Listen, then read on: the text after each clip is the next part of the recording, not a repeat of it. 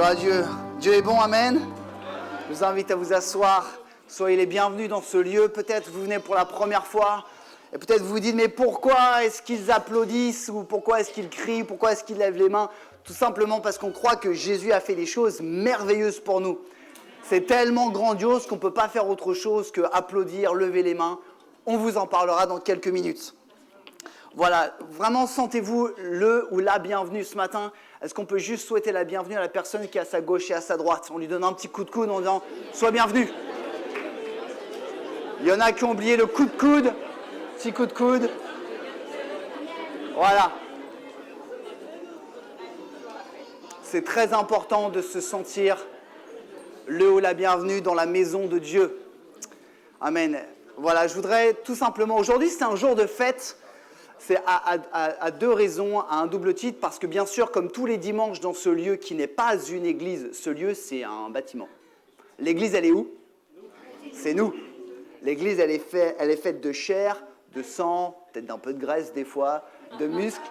Voilà, l'église, c'est nous. Et tous les dimanches, on célèbre le nom de Jésus, on célèbre Dieu. Mais aussi, aujourd'hui, on voudrait célébrer un baptême, parce qu'aujourd'hui, voilà, on peut l'applaudir.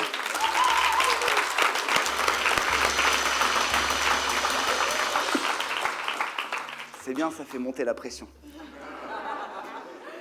Tout simplement, je voudrais juste quelques minutes présenter le baptême chrétien avant de laisser la place à notre frère Antoine qu'on va baptiser. Et c'est important de parler et de parler de ce que dit la Bible à propos du baptême parce qu'il y a beaucoup d'erreurs qui sont commises ou qui sont dites à propos du baptême. Le baptême, qu'est-ce que le baptême chrétien? Le baptême, c'est quelque chose qui est enseigné par la Bible, par la parole de Dieu. Le baptême est une déclaration publique de quelqu'un qui veut exprimer sa foi en Jésus et quelqu'un qui veut dire publiquement qu'il veut suivre les enseignements de Jésus. Le baptême, la Bible dit que le baptême, c'est un acte d'obéissance du chrétien. Jésus-Christ lui-même, qui était le Fils de Dieu, qui est toujours le Fils de Dieu, lui-même s'est fait baptiser parce qu'il a obéi à son Père. La Bible dit dans Marc, l'évangile de Marc, chapitre 16, au verset 16, « Celui qui croira et qui sera baptisé sera sauvé de la mort éternelle.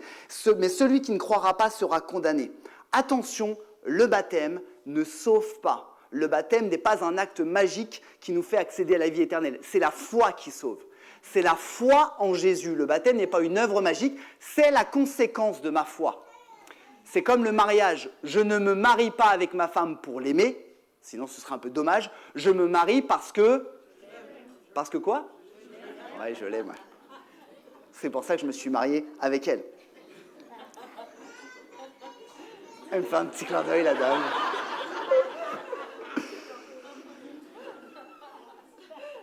C'est la bonne humeur dans l'église.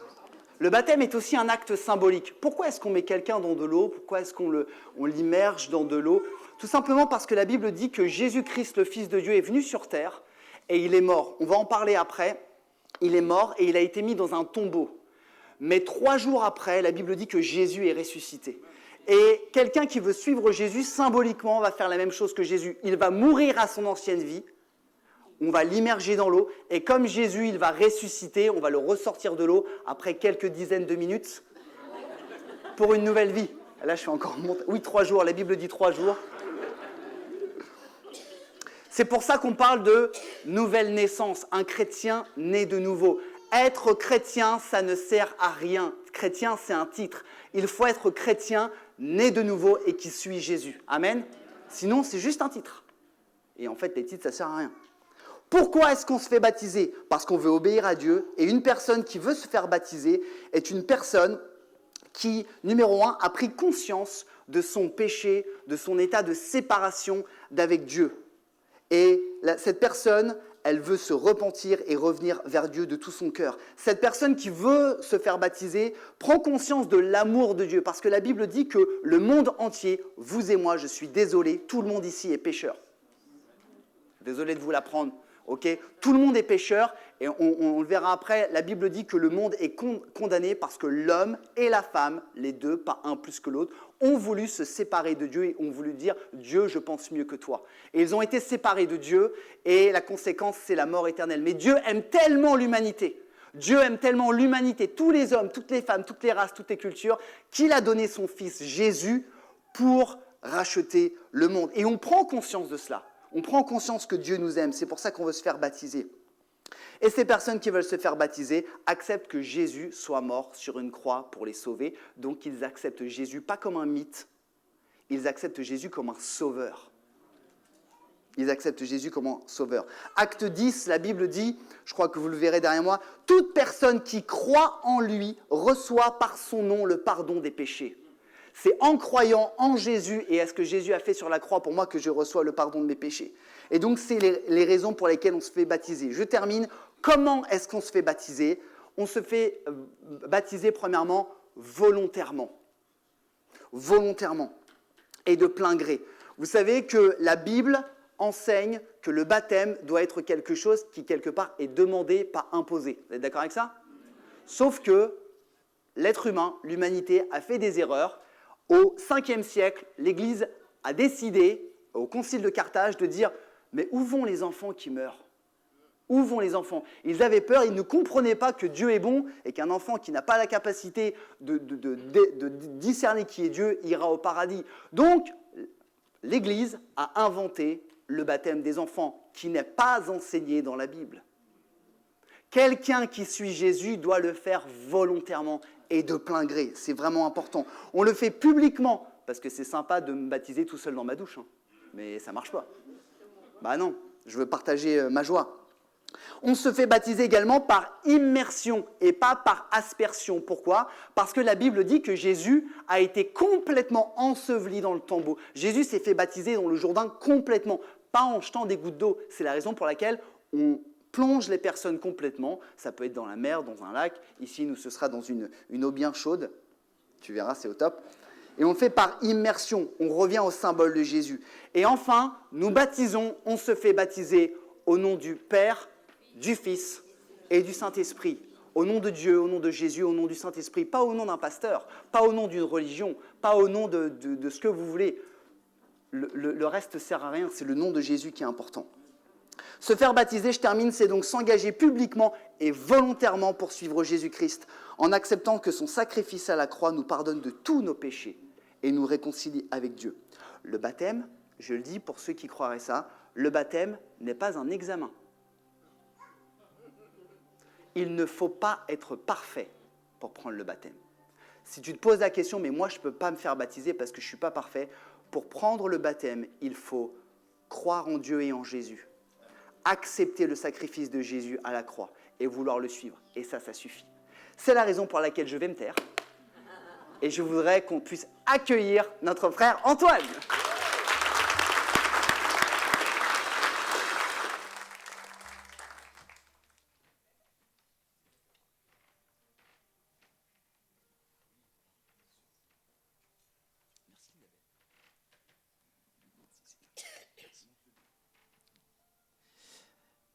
Bonjour à tous.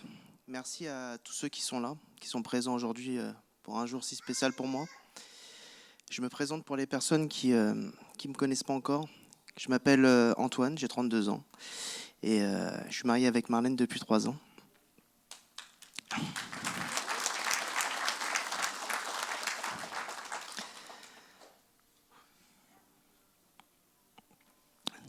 Pour arriver à ce baptême, il m'aura fallu 10 ans de réflexion, d'épreuves, de joie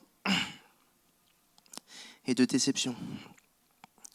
Tout a réellement commencé au lycée avec un rêve. Dans ce rêve, je voyais une camarade de classe en robe de mariée. Elle marchait dans un couloir lumineux et je me tenais à ses côtés.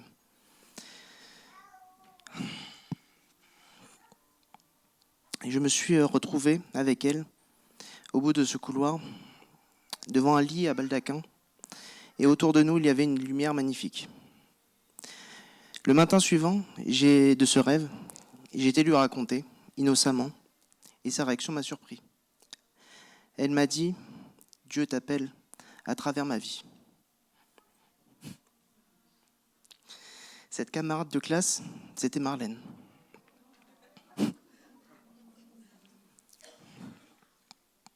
Marlène était ma meilleure amie, ma confidente.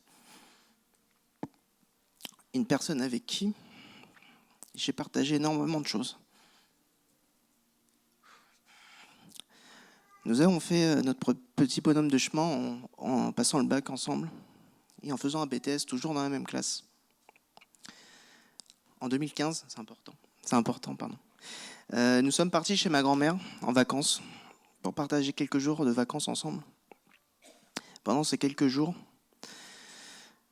un amour sincère et puissant est né. Même si je pense que, sincèrement, il était déjà présent. En rentrant, devant nos familles, nous avons officialisé notre union, enfin notre relation. Et là, maman Aurélie est rentrée en scène. Elle m'a dit, je me souviens très bien, elle m'a dit, assieds-toi, il faut qu'on parle de Jésus.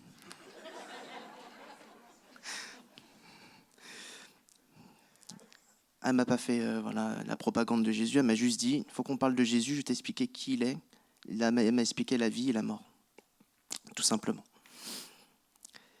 En fin de compte, elle a juste semé la petite graine qui m'a permis d'être là, aujourd'hui, devant vous.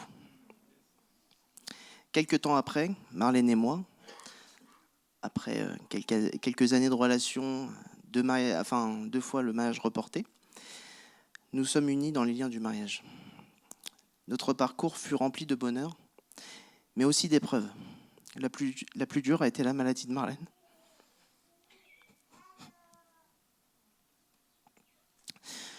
Mais grâce à Dieu, c'est derrière nous.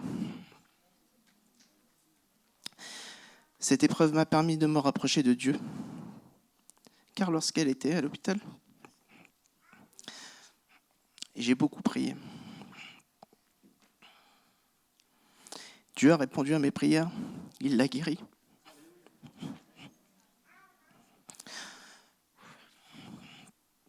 Je ne pouvais plus me cacher.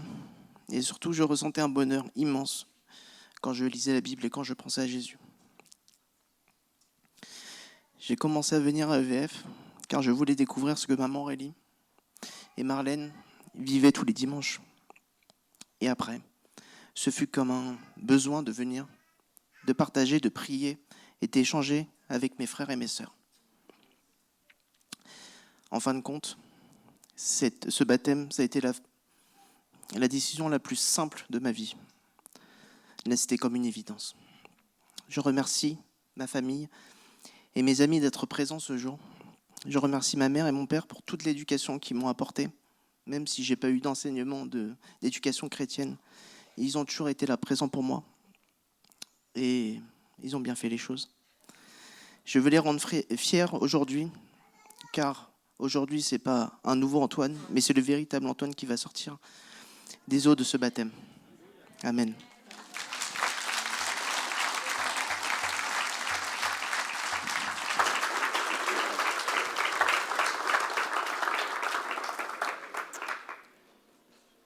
Est-ce qu'on me baptise? On y va? On va baptiser Antoine et comme vous avez pu l'entendre, comme c'est maman Aurélie qui a pu lui partager Jésus aussi, je voudrais inviter maman Aurélie à venir le baptiser avec moi.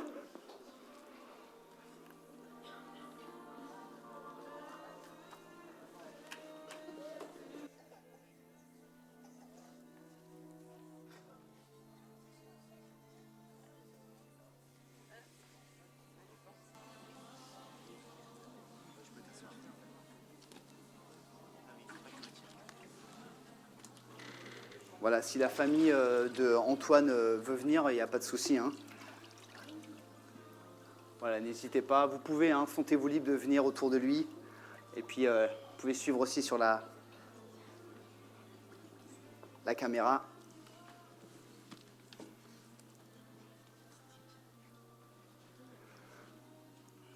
Voilà Antoine, tu es là présent aujourd'hui parmi nous parce que tu veux publiquement dire que tu veux suivre Jésus. Oui. Tu reconnais publiquement que Jésus-Christ est mort sur la croix pour te pardonner de tous tes péchés et te donner la vie éternelle. Oui. Alors sur ta déclaration de foi, on te baptise au nom du Père, du Fils et du Saint-Esprit. Et tu sors.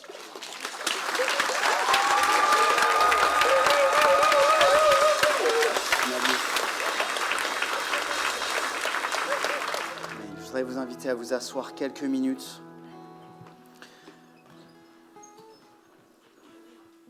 Voilà, je ne voudrais pas être long ce matin, mais c'est vraiment un privilège pour nous, chrétiens nés de nouveau, et c'est aussi notre responsabilité de vous parler de Jésus. Et j'aimerais vous dire, comme maman Aurélie, asseyez-vous, je voudrais vous parler de Jésus.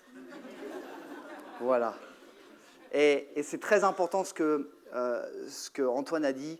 Il n'est pas question de convaincre les gens, il n'est pas question de faire de la propagande, puisque la Bible dit que c'est Jésus, c'est le Saint-Esprit qui convainc, et ce n'est pas un homme. Donc je voudrais juste vous partager Jésus. Vous savez, quand on a un trésor, on peut soit être égoïste et le garder pour soi, soit on peut décider de le partager. Et c'est ce qu'on veut vraiment faire ce matin avec Jésus. Juste quelques mots ce matin. La première chose qu'on voudrait partager avec vous, vous qui venez peut-être pour la première fois, on voudrait vous dire ce matin que Jésus sauve. On veut vous dire que Jésus est vraiment un sauveur, que Jésus sauve. Peut-être vous allez dire, mais Jésus, il nous sauve de quoi? Ou il sauve quoi? Eh bien, Jésus, il nous sauve, il sauve nos âmes et il nous sauve de la mort éternelle. La Bible dit que Jésus nous sauve de la mort spirituelle et éternelle. La Bible dit, et elle le dit dans le premier livre de la Bible, dans Genèse, que Dieu a créé l'homme et la femme, et parce que l'homme et la femme, tous les deux, ont décidé de désobéir à Dieu, parce qu'ils ont été tentés par le diable, alors ils ont été séparés de Dieu. L'homme et la femme étaient parfaits, sans maladie, sans péché, tout allait bien. À partir du moment où ils ont fracturé leur relation avec Dieu, tout le péché est entré dans leur vie. Et la Bible dit que le salaire, la conséquence du péché, c'est la mort. Ce n'est pas la mort tout de suite là. Parce que chacun d'entre nous, je vous le souhaite, on va vivre jusqu'à 70, 80, 90, 100 ans. On parle de la mort, de la vie après la mort. C'est le salaire du péché, c'est la mort éternelle. Mais il y a une bonne nouvelle. L'évangile veut dire bonne nouvelle. Et vous êtes venus ce matin, on voudrait partager cette bonne nouvelle avec vous. La Bible dit dans Jean 3,16 que Dieu a tant aimé le monde, qu'il a donné son Fils, Jésus, son unique, afin que tous ceux qui placent leur confiance en lui échappent à la perdition et qu'ils aient la vie éternelle. Dieu nous montre que la seule solution de secours, c'est Jésus.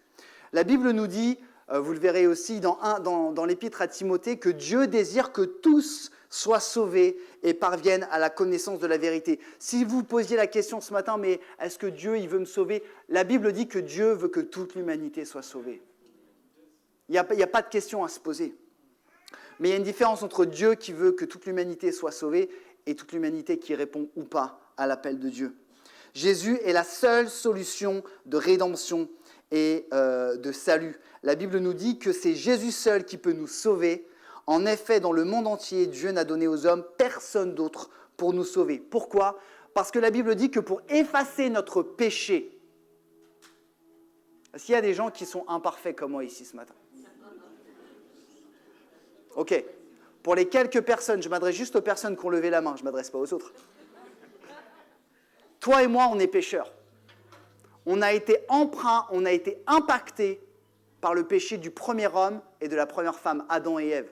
On peut dire, ouais, mais moi, j'avais rien à voir avec eux. Moi, j'aurais fait mieux. Vous savez, c'est un peu comme la pollution. Je vais être un peu écolo ce matin. Quand tu pollues la planète, tu impactes les autres. Pourtant, les autres font rien, mais tu impactes les autres. Quand Adam et Ève se sont séparés de Dieu, comme c'était le premier homme et la première femme, ils ont impacté le monde entier, et nous tous qui sommes là. Et la seule solution pour laver nos péchés, c'était quelqu'un qui devait être parfait, sans péché, et mourir en sacrifice sur une croix. Il y a une personne comme ça dans le monde, une seule. Vous ne la trouverez pas sur les réseaux sociaux, vous ne la trouverez pas à la télé, vous la trouverez au ciel et sur terre, elle s'appelle Jésus. Une seule personne pour nous sauver. Numéro 1, Jésus sauve et Jésus peut et veut te sauver ce matin. Numéro 2 et dernier point, je vous ai promis que je serais court. Jésus est vivant, il est toujours vivant et il peut et il veut faire quelque chose dans ta vie aujourd'hui. Jésus est mort, la Bible dit que Jésus a été crucifié, il est mort pendant 3 jours. Mais la Bible dit que Jésus est ressuscité et qu'après s'être montré aux gens qui croyaient en lui, il est monté au ciel pour être à la droite de Dieu. Mais ce n'est pas parce que Jésus est au ciel que son esprit n'est pas avec nous sur terre. La Bible nous dit que Jésus est vivant. Vous savez, la foi, ce n'est pas comme comment on appelle ça, une assurance vie. Vous savez, on prévoit quelque chose pour l'avenir au cas où quand je serai vieux. Ce n'est pas juste, bon, je crois en Jésus, comme ça, le jour où je meurs, je serai peinard. Non, la foi, c'est aujourd'hui et maintenant. Jésus nous assure la vie éternelle, mais il nous assure sa présence jour après jour, minute après minute. Et ce matin, je voudrais vous dire, Jésus est vivant et il parle. Jésus, il parle. Il parle comment ? Il parle à travers la Bible. Je te garantis que si tu ouvres la Bible et tu la lis en ayant vraiment la volonté d'entendre la voix de Dieu, tu l'entendras. Si tu veux juste lire un roman, tu n'entendras pas Jésus. Tu dis, c'est intéressant ces histoires, c'est un peu compliqué par contre. Si tu ouvres la Bible et tu cherches vraiment Dieu, alors Dieu te parlera. Dieu te parlera. Dieu parle à travers des signes. Vous savez, des fois dans notre vie, on se dit, tiens, c'est quand même bizarre que j'ai fait un rêve que ma camarade de classe, puis je lui dis, puis ça ne l'étonne pas. Il y a ceux qui croient au hasard et il y a ceux qui ont la foi. Non seulement Jésus parle, mais Jésus guérit. Jésus guérit. La Bible dit qu'à la croix, quand Jésus est mort sur la croix, il a pris tous les péchés du monde. À votre avis, d'où viennent les maladies ? Parce qu'on mange mal, on ne fait pas de sport ? Certainement aussi. Mais la maladie vient du péché. Et Jésus a pris tous nos péchés sur la croix. La Bible dit que par ses meurtrissures, par la torture qui a été infligée à Jésus, nous sommes guéris de toutes nos maladies. Et Jésus peut et Jésus veut te guérir de ta maladie aujourd'hui. Non seulement Jésus parle, Jésus guérit, mais Jésus libère. Jésus libère pour nous donner une vraie liberté. Pas la liberté que le monde veut nous dire. Fais du sport, fais du crossfit, fais du yoga, fais du VTT, tu seras libre. Ça, c'est fake. Ça, c'est fake. Jésus nous donne une réelle liberté. Une vraie liberté. Il nous libère de l'emprise du péché. Jésus veut nous libérer des addictions. Tu es addict peut-être au jeu, tu es peut-être addict à l'alcool, tu es peut-être addict peut-être même à la pornographie. Pardonnez-moi d'être clair, tu es addict à quelque chose. Jésus veut te libérer complètement. Jésus, c'est mieux que n'importe quel traitement. Jésus veut le faire miraculeusement. Jésus veut te libérer de la dépression et des blessures de la vie. Vous connaissez certainement des gens autour de vous, et peut-être vous-même malheureusement, des gens qui sont cabossés par la vie. Jésus veut les libérer. Jésus ne veut pas juste faire une petite amélioration. Jésus veut une nouvelle naissance dans notre vie. Et ça, il n'y a que Jésus qui peut le faire. Jésus fait tout cela pour nous montrer sa présence au quotidien. La Bible dit, et j'ai terminé, la Bible dit que Jésus reviendra à la fin des temps pour juger le monde. Ne cherchez pas dans la Bible, c'est marqué, personne ne le sait, même pas Jésus, Dieu le Père le sait. Alors, il y a des gens qui s'amusent à faire des prédictions, ok, tant mieux pour eux, mais personne ne sait quand Jésus reviendra. Par contre, la Bible dit que Jésus reviendra pour juger le monde. Et quand Jésus reviendra, il sera trop tard. La Bible dit aussi que Dieu veut que tous entendent le message de l'Évangile. Tous, avant que Jésus revienne. Et c'est notre privilège. C'est vraiment notre privilège de vous le partager ce matin. De vous dire que Jésus est vivant. Ce n'est pas un mythe, ce n'est pas une religion, ce n'est pas un bonhomme sur une croix, une statue. Jésus est vivant. Jésus fait des miracles, il a fait dans la vie d'Antoine, il a fait dans ma vie, il a guéri la femme d'Antoine, il a guéri mon épouse d'une maladie grave. Jésus fait encore des miracles. Et ce matin, il peut vous guérir. Je voudrais juste vous inviter à la prière un court instant. Je voudrais vous inviter peut-être à courber vos fronts ou à fermer vos yeux, sentez-vous libre.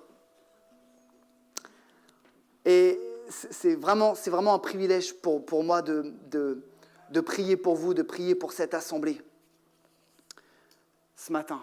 Et je voudrais vraiment qu'on soit vraiment sensible à ce que Dieu veut nous dire ce matin. Et alléluia, Seigneur. Seigneur, on compte sur toi parce que tu es vivant. Et avant de prier pour cette assemblée, peut-être qu'il y a des gens, peut-être qu'il y a des personnes qui sont parmi nous ce matin et qui se disent peut-être, moi je voudrais essayer de faire confiance à Jésus. Je ne le vois pas, je ne crois pas en lui. Mais je vois qu'autour de moi, en fait, ce monde, on a beau faire confiance à plein de choses différentes. Ça ne marche pas. J'ai juste envie de te dire ce matin, essaye Jésus. C'est gratuit. Le don de la croix est gratuit. Il a beaucoup coûté à Dieu. Il a coûté son Fils unique. Dieu a vu son Fils unique être torturé et cloué sur une croix. Et il l'a fait pour toi et pour moi. Mais il ne te forcera jamais à accepter parce qu'il veut que tu le fasses de ton propre chef. Et je voudrais donner cette opportunité ce matin. S'il y a quelqu'un ce matin, un homme, une femme, un jeune, un enfant, qui dit « Moi, je veux essayer Jésus.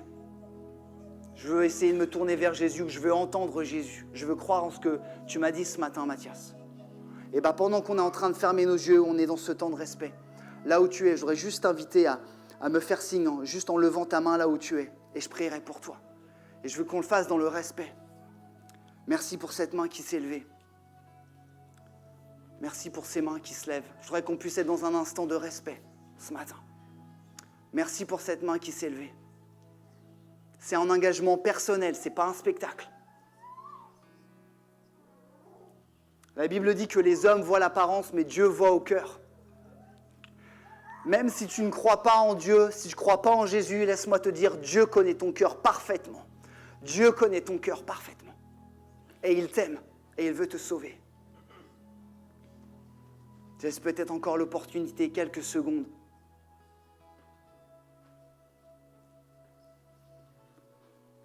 Je voudrais prier, Seigneur.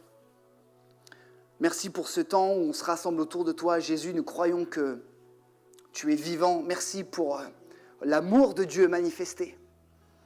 Parce qu'on n'est pas digne, Seigneur, que tu meurs pour nous et que tu nous laves de tous nos péchés. Seigneur, je te prie particulièrement pour les gens qui ont levé la main ce matin, que tu puisses les bénir, les aider à te découvrir.